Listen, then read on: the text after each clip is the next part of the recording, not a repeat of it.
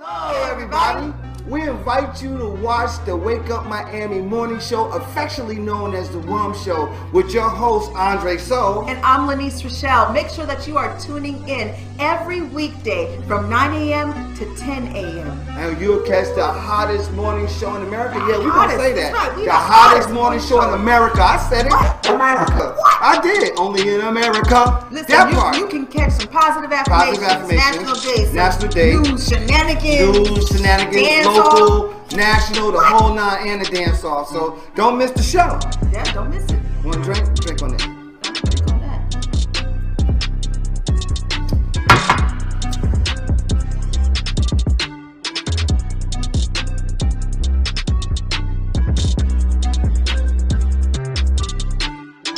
That's what it is. So that's how we feel. So you make sure that you tune in. That's how we feel. Made by Quezzy.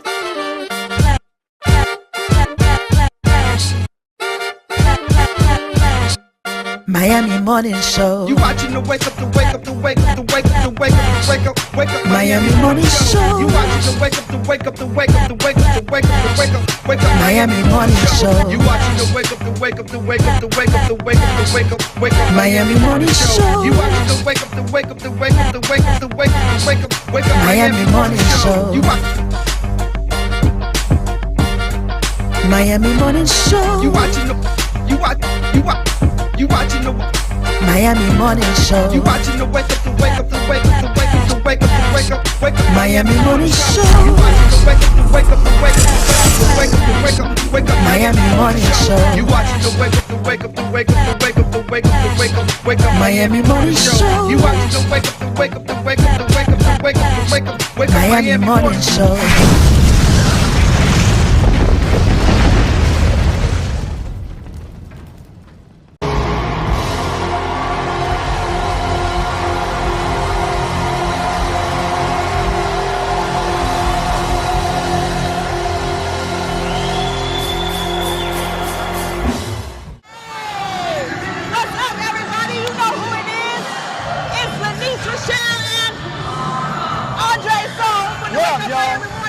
We on the scene. Yes, for the OJ's farewell tour. Yeah, it's for the OJ's. Man, listen, OJ's, we love you, we love you, we love you. You've taken us through so many journeys in our life. Yo, so check this out. We got some interviews coming up. Y'all make sure y'all follow the ones, cause we back.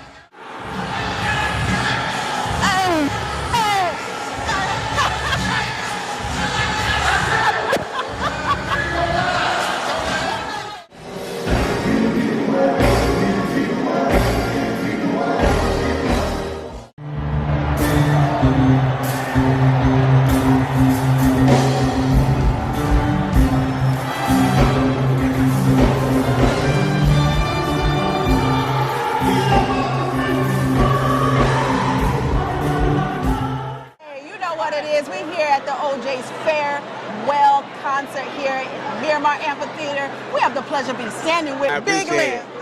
Tell us what you think about this concert. The concert is amazing. I'm here with my dad, my business partner, and listen, this is an amazing time. Bring me back to the old days that where, my daddy was playing all this music, and he told me it was strawberry tobacco, but it was weed, couldn't find out, but it's okay. Soul music. This is soul music right All now. day. It's always a pleasure bumping into you. How the business going on? How this business going, man? My restaurant is doing amazing. The Crazy That's right. Vegan. Go check it out, man. You don't have to be vegan to check it out because it's just amazing freaking food. So come by 645 West Hollandale Beach Boulevard. It's the Crazy Vegan with a K. Search us on social media, anything you have. Listen, amazing time. Wake Up Miami Morning Show gonna definitely pop Absolutely, up on we gonna pop up, man. Ain't no more Big Lip Band. We gonna see what Some Big Big Lip Lip talking talking about. about. See what healthy food he got, and we about to get busy on this. Thank you. That's what it is. We'll be right back.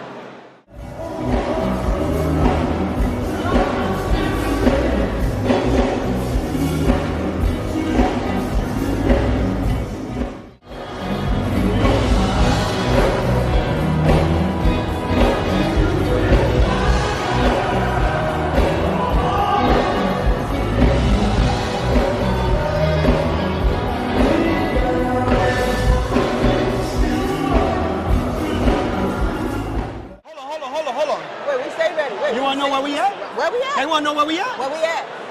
We outside!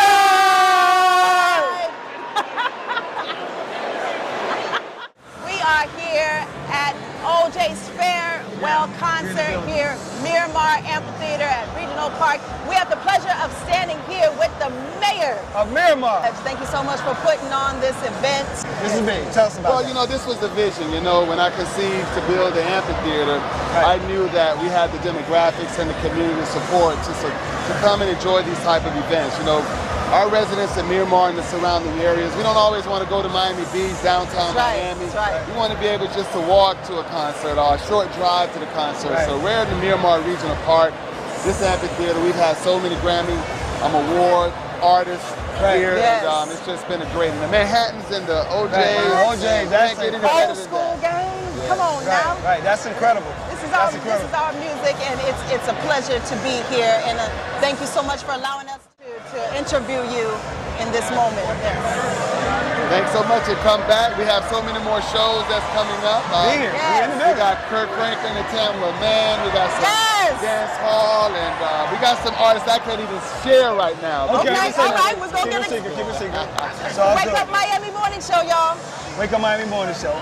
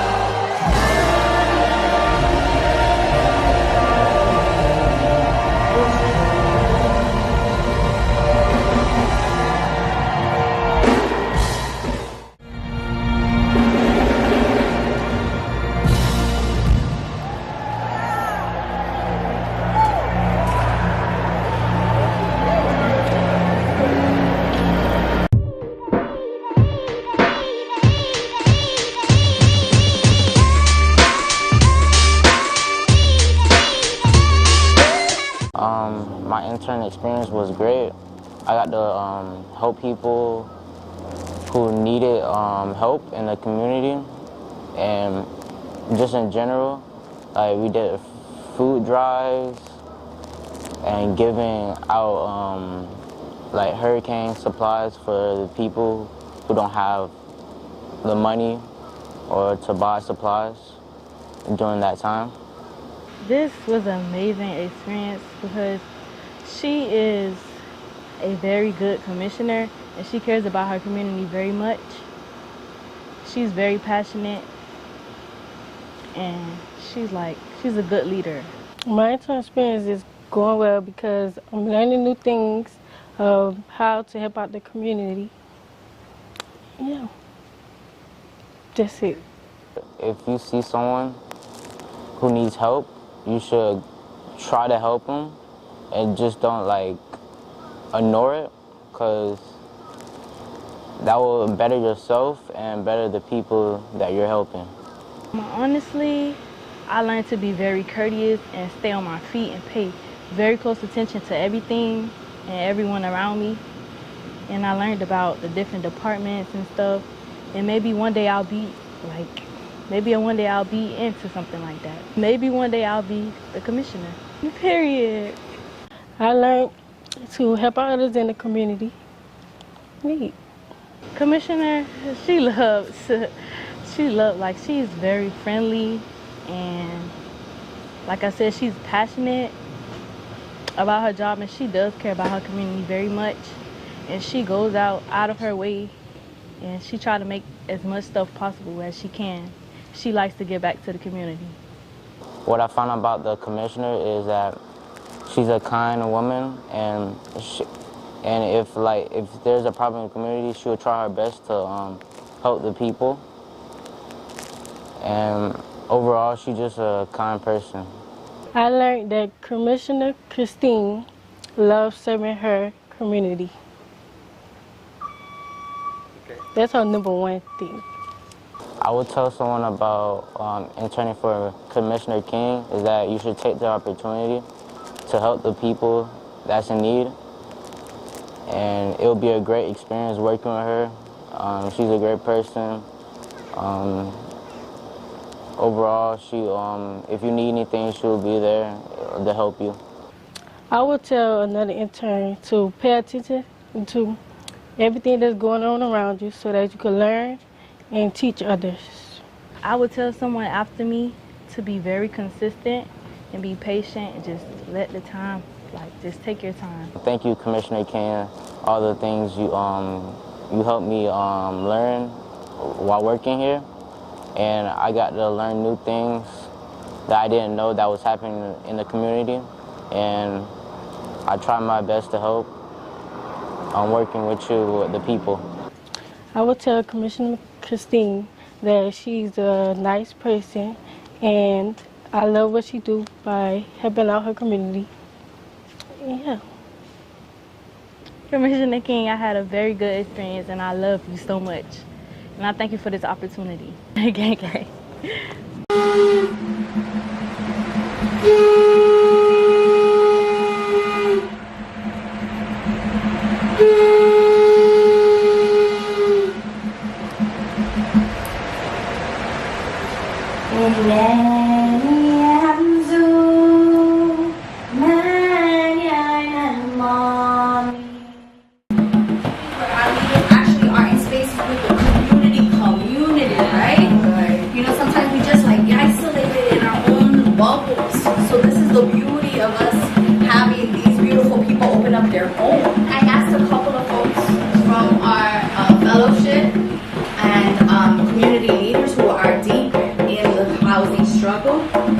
Words and open up, same as like we do on the DJ Spark on our Zoom calls, right?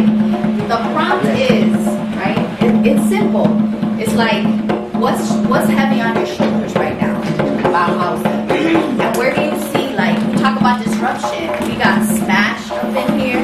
We got women with broken heels disrupting. So it's natural in the right for creative disruption fellows are also here.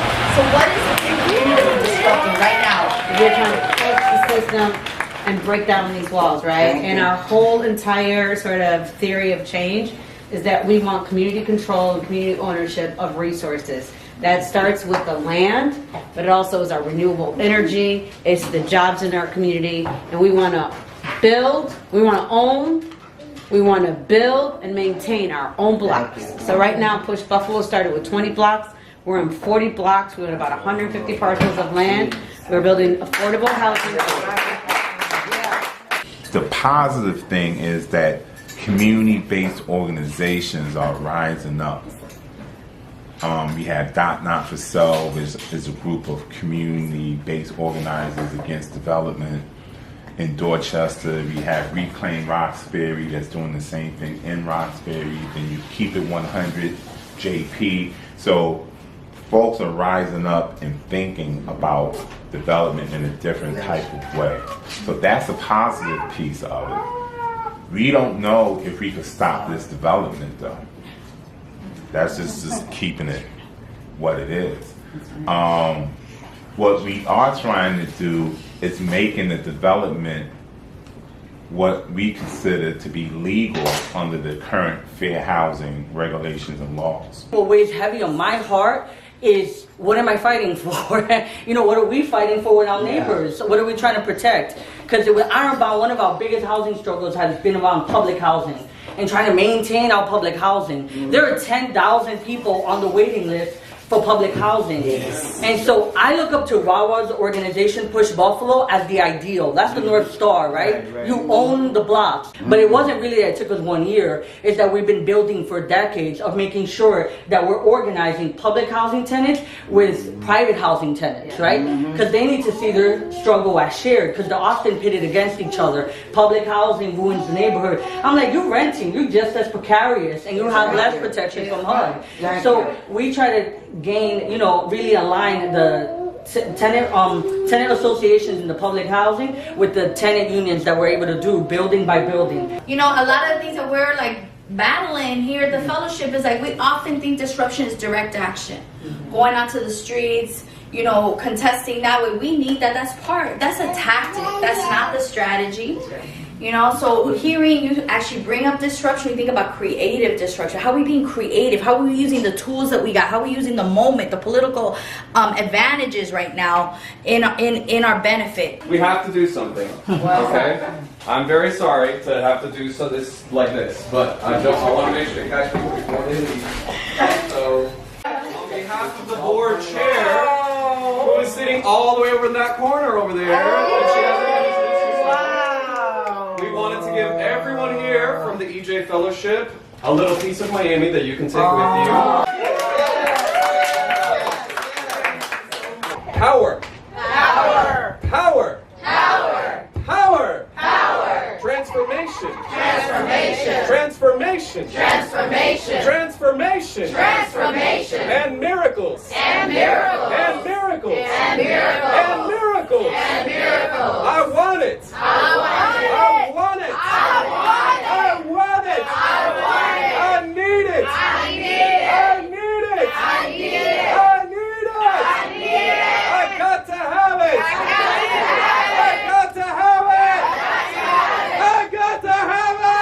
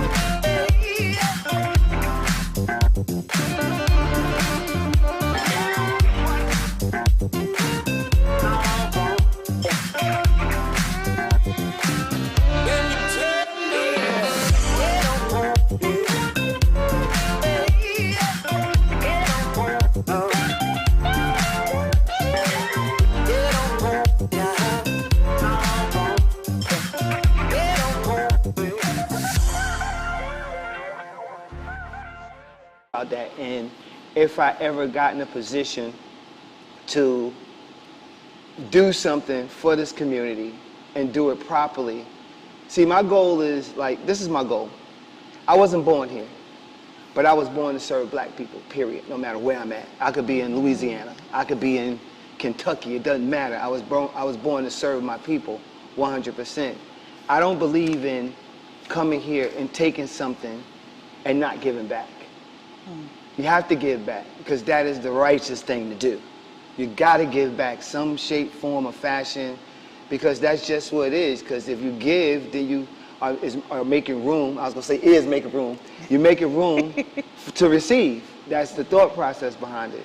So when I come here, I offer, you know, I've been here since I was 13. I moved here in 1982. I couldn't stand this place. It was hot. From where? New Jersey. Jersey. Well, actually, we moved from Jersey because my mother worked for Eastern Airlines, right?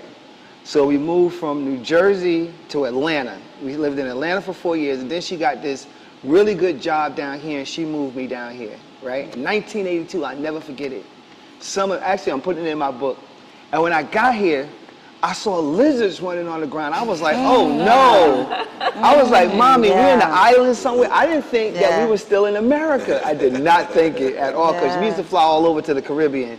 I was like, are we still in America? She was like, yeah. I was like, well, where the squirrels at? They don't have squirrels down here. And back then, it used to rain like, whew, it used to really rain back then. And you would get these frogs on your window with the suction cups.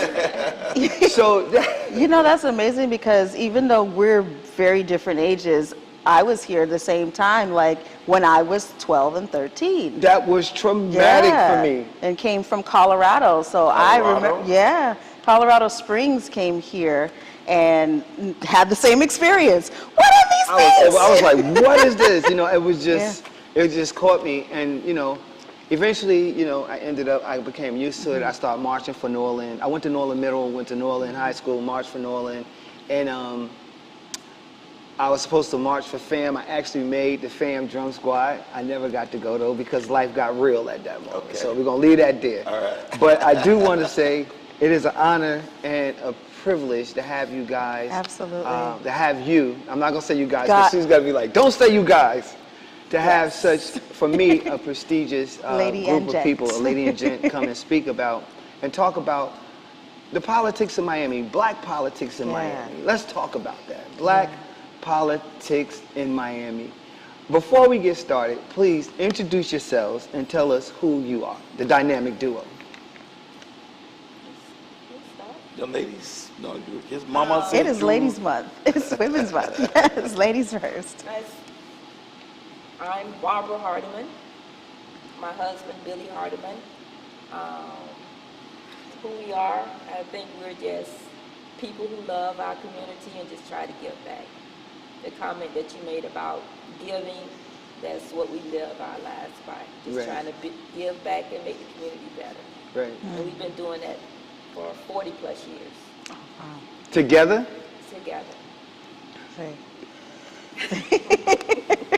Together. 40 so okay, here we go. Where did y'all first meet? How did y'all meet? Yes. Let me go ahead. No, you go ahead and finish. You do your introduction. Yeah, do your introduction. Tell us how y'all met. I want to hear this. We probably have a different idea of how we met, but 40-year argument. I want to start with you know, my father. Bahamian is L.G. Hardiman from Cordia, Georgia. Okay. His wife is Ethel Hardiman, Cordia, Georgia. Country people. Right. Okay. They had 15 children. And wow. I know it's a lot of y'all. I know it is. I met back quite in the day, was a I'm lot number of children. 5, Yeah. so I had 10 under me. Right. Of the first one to be born in Miami, the other 4 were born in Georgia. Okay. So that's how my beginning. Humble beginnings. Right. And where were you, in Liberty City? Or where'd you? And when my parents first moved here, they settled in the Grove. Okay. They settled in the Grove, stayed in the Grove a few years, and moved to Liberty City. I remember moving to Liberty City. I went to elementary school in Liberty City from the first grade. Right. So I graduated from high school. Right. So that's interesting. And I was actually born in Hollywood, Florida. Okay. Grew up in Carver Ranches, which is now known as West Park. Right. Yes. I would say my my household wasn't as functional as it could have been. Mm-hmm. And I always heard from my elders, get an education, get an education. Right. Yes, yes. So my way of getting out of the situation I was in was to get my GED when I was 15 years old and attend Miami-Dade Community College. And that's where I met him. At Ah. I went to Miami-Dade. So when you met her, what did you say when you saw her? What was in your mind? Well, I was the president of the student union, the Black Students Union. Okay. And she was I was a journalist for the school newspaper. And Oh, wow. my assignment was to go and do an interview about these radical students. Uh-huh. I went to go interview, saw him. To me, it was love at first sight. Oh, I never wrote the article, never wrote another story. Wow. Joined the Black Student Union, and from there, we just grew close and closer together. What did he say to woo you? Oh Yes. my gosh. I just remember it was You know, when you're tall, dark, and handsome. That's right. Yes. I'm such in awe right now. I'm such in awe right now because I was president of the African Student Union there too. Oh, really? At the WUMMS campus. Okay, yeah. outstanding. Yeah, Okay, outstanding. I was. And I can't think of the lady's name. She was a black lady, had dreads. She was over the African American Studies there. I can't think of her name, it escapes me right now. But it'll come back. But yeah. Well, you know, growing up in Miami, right? Growing up, some of these first memories is like, I didn't realize we were poor. Right. Huge family. I didn't realize we were poor. Right. So I went to work at a corner store. I'm about the third grade. Worked all year.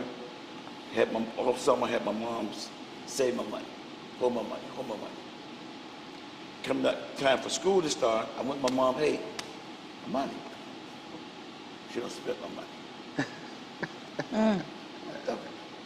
I'm over in the corner, I'm mad. My brother walked up, my brother Walter, walked up to me and said, what's wrong with you, man? I said, she spent my money. He said, you realize she bought food and got to pay rent. Yeah. You know, we poor. Right. What? For real, I'm like, I didn't. And when he told me that, I felt deeply loved my mom. Yes. And since then, all my siblings call me the flower child because I would take her flowers. Right. And so that kind of shaped who I was, kind of young. Yeah. Finished high school, went to the Army, stationed in Atlanta. Right. Wow, Atlanta, look Georgia, at that. Right. For 3 years. about this tall. While in Atlanta. He was that tall? Tall, dark, and handsome. While in Atlanta, I used to fly back to Miami 3 weekends a month through a military hop. Right. To Opelika Airport. Right. That's called a military hop.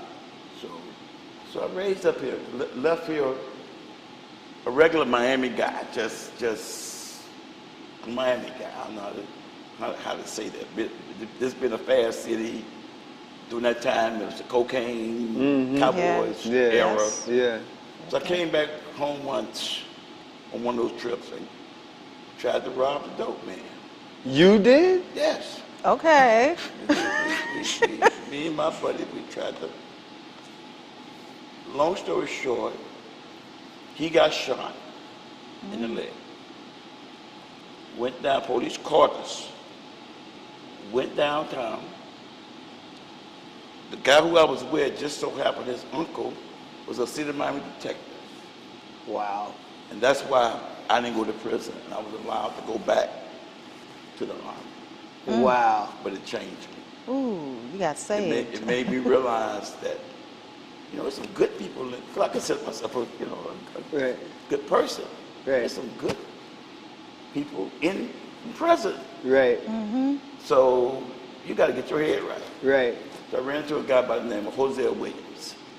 Jose Williams was a field lieutenant for Dr. King in Atlanta. went to his church, and that's where I became politicized through. Politicized? Yes. Okay, I like that. Through Jose Williams. That's okay. Reverend Jose Outstanding. Williams in Atlanta. And when I got out of the Army, took that mindset, came to Miami-Dade, Black Student Union, and really learned my history, African history. Being from Miami, you didn't know who you are. We're from Miami. I learned my history. I learned who we are. That's why I love our people. Consider ourselves Pan-Africanists. Whether you Pan-Africanists, total liberation and unification of all Africans. Y'all better go ahead. I never knew this. I never knew. Yes. That's I love it. You know, that's my. That's our foundation. In fact, I was excellent. We were running into some infighting with some of the other local activists here. I'm like, couldn't figure out what it was. And then one of my dear friends said, you know, Billy, you don't understand that there's a Bahamian Georgia boy fight. Right. What are you talking about? Right. I get it. He said, look at the commission.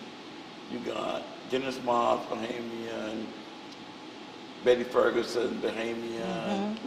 Wow. I think of this, was it Roll? No, what the third one? No. And he brought up Teal? Not Teal. Was Teal Bahamian too? Burke was Georgia. His wife was Bahamian. Right. Teal was not. That's why he got to Miami, probably. I get it. So when he said that, you know, I'm like, because I look at black people as Africans. Yeah. Right. Look at that's, you know, you Jamaican by accident. Right. Cuban by accident. Right. You know, you my cousin. I don't care how we look at it. Yeah. So that's how we got politicized, Black Student Union, and while we there, our faculty advisor was Carrie Meek. Carrie Meek was our faculty. Who else? She was your what? Faculty advisor. She worked at Miami-Dade. Wow. She worked at Miami-Dade. Whoa. This is so dope. I'm learning a lot today. Yes. And also her buddy was Miller Dawkins, Commissioner Dawkins. And one of the first campaigns we ever worked on was in 79. I think it was Rapid Transit that Carrie Meek got us involved with. And we worked on her first campaign. So she kind of got us into working on campaigns. That's outstanding. So that brings me to this question. With all of that history and how you all got started in politics, it was like a natural joining for the two of you. Yes. What is the importance of maintaining the political footprint in Black Miami, actually? It's extremely important. If you don't have a political presence, you don't share in the goods and services that particularly the government has to offer. Right. So if you are not represented, you're not in the room when the decisions are being made. It's to your detriment as a community. Yeah. Right. So it's extremely important that we keep a representation in a big way. I can remember one of the things that Billy Mom said to us once that stands out. Because we were always in the street marching. If it was a march, if it was an issue, we were out there leading the march. And she said, you know, it's important to be out there, but it's also important to be at the table. Right. Yes. When you at the table, that's where the decisions are made. Yeah. So we took that advice and worked hard to try to get seats at the table. Before you move, I want to. Something just sparked me, and I'm sorry. I want to ask this question. What was that temperature like back in the 70s? Because I've been here since 1982. When I first came here, I was 13 years old. I know what Miami was like. I know that black people wasn't getting a fair share of nothing. And you guys, you two came along. Because you're going to keep saying it like that. She's right. You two came and pushed an agenda, a platform. But I want to know, from your eyes, what was it like, college students, and seeing the disappropriateness within the political infrastructure here in Miami? Yeah. A lot of it expressed itself through police violence. Right. To see the level of police violence in the 70s, early 80s, that's the McDuffie Rebellion. It's one of the things that gave us something to work on, that we've been trained through our college, right. Through the Black Student Union, through our training to deal with. So that's why we became community activist types and spoke out against police violence. Right. To see. If you look at some old footage, you'll see Billy there, either at the table in the background. He had an afro. Would push, He had an afro there. Not quite an afro, but I mean, we would push when they called us, you know, y'all rioters. No, we rebelling because of this. Right. And we were able to put issues on the table that would normally not get on the table. That's outstanding. That's outstanding. Oh yes. What was one of the biggest challenges that you faced in putting together campaigns, and how did you overcome that? Political campaign? Yes. In modern day campaigns, it's the funding. Okay. It's the money. Right. It's to get your message out. I don't care how good your message is, right. How good of a candidate you are. If you don't have the funds to get your message out, I mean, the Miami Times is not free. Right. Hot 105 damn sure ain't free. Right. You know. Right. Cox Radio, right? The mailers, you know, it's the money. And when you understand that, when you look at Miami, it's a group of about 100 people that fund all the campaigns. Right. All of them. That means that they're selecting the leaders. Wow. Yeah. That provide like the funds for the campaign. One of the things we do, we take, I'll call underfunded candidates and help them get their message out. Help them get their message out. Invest our time, knowing that they can't pay us. Can't afford to pay us, but we believe in them. Right. And if we believe in them, so it's not just the money. We need the money to be able to do it, but we don't go in for the money because most of them cannot pay us. You're talking about a demographic that don't vote because they've been so disenfranchised and they've been so shut down that they don't believe in voting. Right. It's not an accident that we don't vote. I mean, just like it's not an accident that we don't read as much as we should read. We've been taught that. I mean, it was a point that you got killed if you went to go vote. Just like at a point if you went to read a book or something, you got killed. Wow. So I think it's like in our minds.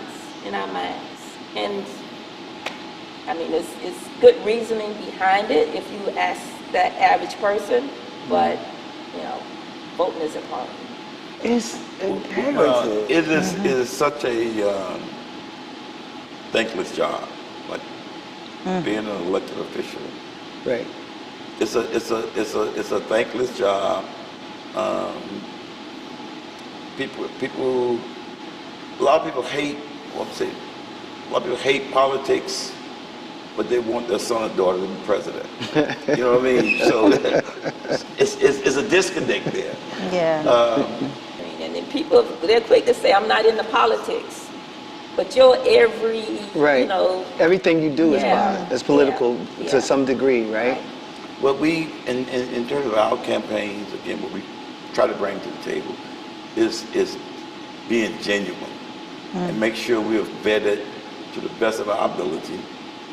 The people we are endorsing. Right. And because I have to take these candidates to my mom. Right. Vote for this person. Right. Now, if they get in there and don't do what's right, I got to go back to my mom and say, hey, I'm sorry. Right. Because she's watching. Mama's the same way. the person wasn't what I thought they were. Right. Yeah. Okay, so we're going a different way this time. Have you ever backed or endorsed or supported someone that you found out you didn't like? Oh yeah. Yeah. We don't have to say no names. We don't have to say no When names. you find out, you know, I mean, to be an elected official, you have so many people telling you again how tall, dark, and handsome you are. I don't know what you look like. Right. How, that it kind of, you know, your head could blow up. Could blow up. Right, and to me, it's important, not necessarily how I'm treated, it's how you treat other people. And to me, everybody, you can never have anything that's going to make you better than anybody else. I don't care about what your car you drive, what house you live in. So you give people the same amount of respect. And you find out, like Billy said, head gets big, and they forget about the average person. They begin to think that they are better than the people that they're supposed to be serving. And if I discover that they really are not genuine, don't genuinely care about the community. Right. If I feel that, then I'm all bets are off. Right. I don't care who you are. Right. Yeah. You know, it's about the community first. I want to ask you this. When we talk about having a fair shot, you know, in Black Miami, Black America, in politics, what to both of you is how do you change the narrative? Even now we're struggling to do that, where we are putting our foot on the pavement and we've got a presence in Black America. We're definitely making sure that we have a presence, but it's still a struggle. So how do we get fair representation now? What do we say to the millennials? What do we say to the Gen X? Gen Xers, what do we say to but them? mainly millennials. Yeah. But what I find is that the world will make our people realize that we have to stay together. We have to fight. We have to continue to fight. We have to continue to struggle. Every time we make any advances as a people, there's a backlash. Right. It's a huge backlash. The backlash we're experiencing right now against Obama, against the first African-American president, introduced Trump. Yeah. And what all that represents. Right. You know, it's white superiority. And every time we think we have made it, they let us know, oh no. Right. So we have no choice. It's our oppressors are going to make sure, it's going to make us so uncomfortable that we have nothing. We have to fight. We have to turn to each other and say, hey, we got to overcome this common enemy, this common objective. Right. So we chat a little bit, right, and have good living room conversation, right? So one of the things that we definitely said that I want to focus on, and you said it, Ms. Harden, is Black excellence. Talk a bit about Black excellence and what success means to you. Success to me is, I get a joy out of helping others. Yeah. I have a nonprofit at Moore Park that I've been working with for 22 years. Yeah. We have 150 kids enrolled. We service like 125, 130 kids a day. To see those kids be successful, to see those kids get exposed to things that they normally wouldn't not get exposed to. Right. I mean, we've taken hundreds of kids, every place you could think of in Florida, from the Keys, they experience things that people come from all over the world to see. We've taken kids to Hong Kong, we've taken kids to space camp. We're getting ready to take 30 kids during spring break on college tour. And these are things we do annually. And like I said, we've been doing this for 20 plus years. Right. Yeah. So to me success to me is to be able to help the next generation. And to see kids that have been in the program since elementary school, now middle school, Right. high school, Right. college, Right. and paying it forward and coming back and contributing to the community. Yeah. That's success to me. Mr. Billy? It's, I think it's the words, whoever said success is when opportunity, when preparation meets opportunity. Yes. Okay, you gotta be prepared. You gotta, Yeah. you know, instill into our young people to prepare yourself. You don't know when that moment's gonna come. Right. When it's gonna be the next man up or next woman Right. up. Right. So you gotta prepare yourself. Right. And when that opportunity comes, you'll be successful if you prepare. If you're not prepared, it's gonna be a squandered opportunity. Right. So, Mr. Billy, you say you have to be ready so you don't got to get ready. That's right. That's what we say. That part. Stay ready. And what I think Billy and I show is that you don't have to take away from yourself in order to serve your community. Right. You know what I mean? Yes, yes. Most people think that they have this image that if you give into your community, you got to be dang near homeless. Right. You know, you can't enjoy the finer things in life.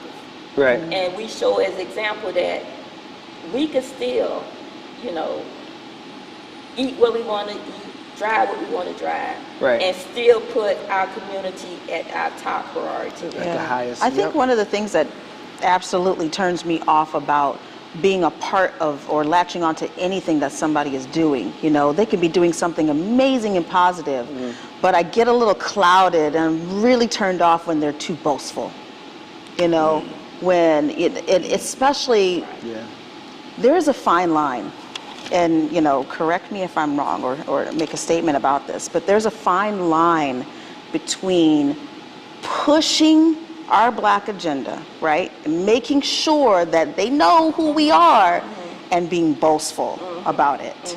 Am I right? Wearing it on your sleeve, that's what we call it. Yes. What'd you call it? What? Wearing it on your sleeve. Wearing it on your sleeve. Yes. I like that. Yeah. I like that. So, go ahead. No, and we have had the opportunity coming up in Black Student Union Right. to travel. I mean, we met, we hung out with Jesse Jackson, Stokely Carmichael. The list just goes on and on and on, that the opportunities that we've had. And now even when my family members see me, they say, "Oh, you still into that Black stuff?" Well, I am. I'm Black, right? Last time I checked, you You know what? In order to make the next generations want to be involved in fighting for our people. Right. It has to. They can't look at you. Okay, you're a soldier, right? You can't look like you can't look bad. You can't have no shoes, no clothes, no car, no apartment, no. Right. And you want me to do? No, I don't think. That's what I say. It's a fine line. I want to find something else. So I think it's important to show, but you never know the kids who are looking at you. That yes, you could be an activist. You could be for the community. You can fight like hell for the community, but at the same time, do not use it for the damn excuse not to support your children. Right. Yes. Don't use it as an excuse. Right. You know, not to take care of your responsibilities. Right. Yeah. We have to take care of those. Plus, fight for our people. Right. That's our duty. Now, on top of everything else, let's talk about this, the Hardeman regime. Okay, I want to expound on this because I know in certain cases people try to make the Hardeman name or the Hardeman political machine look bad, right? And I think that there's a misconception. I think that other news outlets and other newspapers want to paint this picture because it gives them a form of control, and I am definitely about taking control over our narrative. So at this moment, because people are watching and they want to know, like, well, you know, he's not. No, we're going to talk about that too because we talked about it, and I want you to feel comfortable in talking about it. That's why we talked about it previously, right? So let's talk about the Hardeman political regime and why it exists and why why it stands the way it is, and what are some myths that could be debunked about the Hardeman regime right now? Because you mentioned a lot Great on the break. questions. What are Yes. some myths that could be debunked? Some honest to goodness stuff. Well, when you say the Hardeman regime, Mm-hmm. you know, it's we've only had 2 elected Hardemans. Right. Not a dynasty, not my father, my son. None of it's been 2. Right. For two terms. Not one was elected for 1 term, and now the other one's going into his 3rd term. Right. So it hasn't been this long Kennedy's type Right. Thing. No. And you have folk want to say that particularly that I think the newspapers, the television reporters to a certain extent want to look at what Barbara and I have accomplished, Mm-hmm. and I look at that as helping wannabe candidates who otherwise would not have been elected if we did not invest our time, our treasure, our skills and these candidates, many were not the establishment candidates. Right. They didn't have the monies from the downtown lobbyists or the downtown business folk. Their campaign, we were successful in getting people elected from the bottom up. Yeah. Right. And they don't like that. They want to be able to say that if you got the Miami Herald's endorsement, you're going to win. Right. Not you got the support of a Hardeman, you're going to win. So they want to they want to tear that down. They want to tear down to say that, oh no, this is some gangster gangster family. Right. And nothing could be farther from the truth. Right. As I said, we're a very humble family. So it's just. And you got siblings that are administrative. They work in certain areas and certain high areas of employment in Miami, serving the community. Yes, my family. Again, my oldest brother George, Vietnam veteran. My brother Walter, retired City Miami police officer. My sister April, retired Miami Police Department. My sister Carol, retired from the Parks Department. My sister Danette, retired from the corrections. And you retired. And you retired. And I retired. My day job was the Solid Waste Department, 30 years. Okay, so we've all paid our work for everything that we've achieved. No one it's not been a free ride. We didn't own a house. Right. Coming up, we never, I never lived in a house that we owned. So when they try to set us up as we're some type of gangster family that's getting over on the community, nothing could be. No, you just have a good recipe. Right, and it's a lot of it's just hard work. Yeah. We work hard. We all in. That's good. I'm so thankful that they have automatic payment on utility bills. Right. Hallelujah. I get so far in, I go home, my lights off, the water off, because I'm like focused on achieving. Remember you used to have to go to the line and pay the bills at the pharmacy on 54? Remember that? You had to go there and pay the light bill? I remember that. Mr. Billy and Miss Hardeman, it seemed like to me, like you guys are like my family. Like they worked hard. They worked hard. Nobody was out.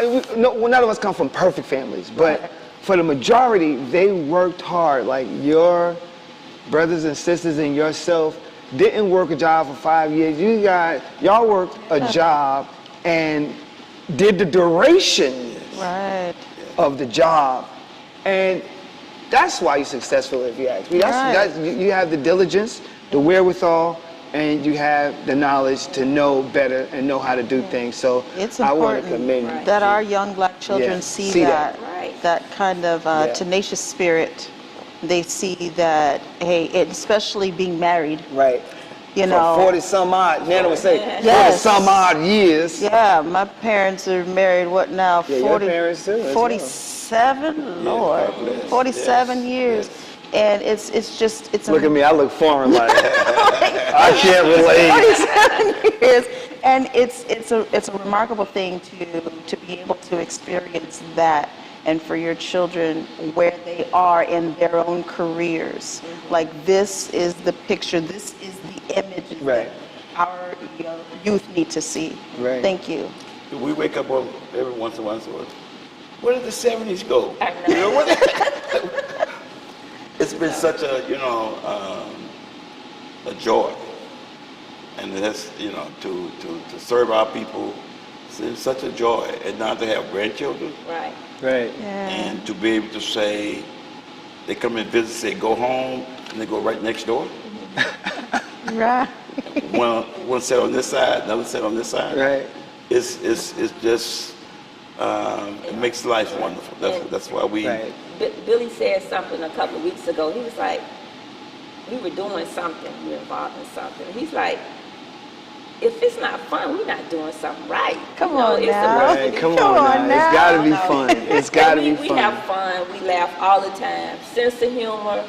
He should have been a comedian. That's where I should have made my millions. This guy's like a natural comedian. But we've enjoyed it. And more than anything, we've enjoyed helping people. People call us all the time.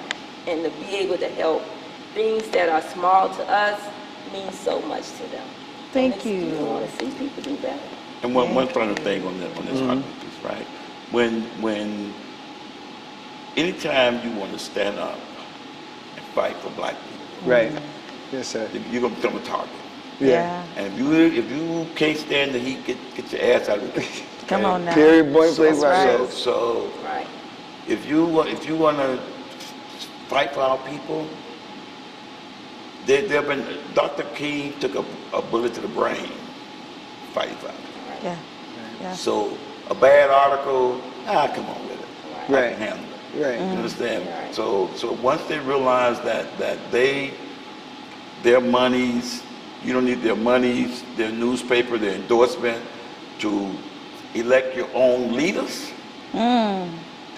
That's what they're upset. That's what they're upset. Powerless. They're powerless. Right.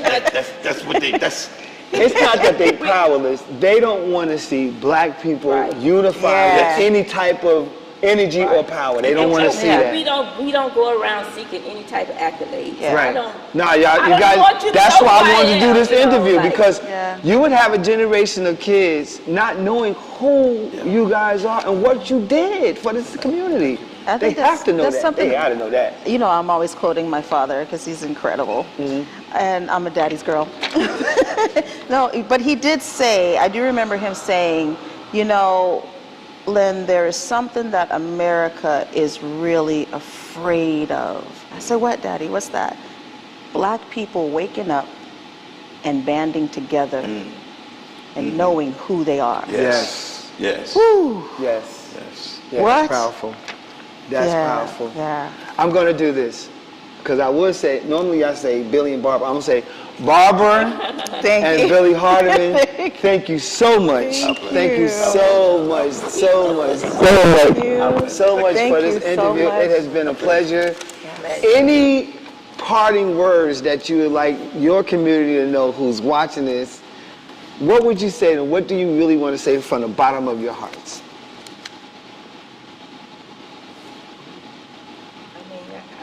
I genuinely love the community. That's all I can say is I love you. Right. That's all I can say. And I try to show it every day. Okay. That's all I can say. That's it. Yeah, I heard it. That's it. It's final words. Final word. Ditto? Yeah, ditto. Ditto? Final word. That's final words. Mr. Billy say ditto. Let the ladies have the last. That's the last. Thank you very much. Thank We you. appreciate it. Definitely. We can get up? Yeah, we get up. Yes. Now we get up. Come on. Made by Quezzy.